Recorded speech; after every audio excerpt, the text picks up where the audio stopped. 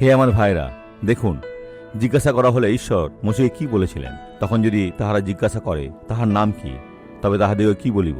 ঈশ্বরের উত্তরটা মোশেকে নিশ্চয়ই আরো বেশি বিভ্রান্ত করে দিয়েছিল।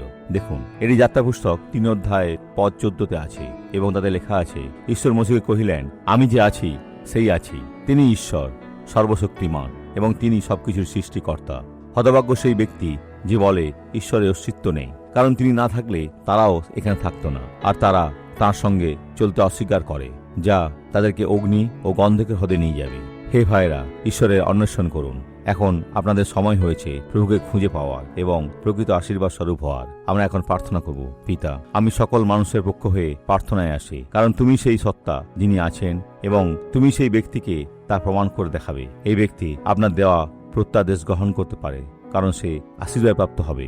এবং আমি এখন আপনার জীবনের সমস্ত মন্দকে বেঁধে ফেলছি এবং তাড়িয়ে দিচ্ছি যিশুর নামে।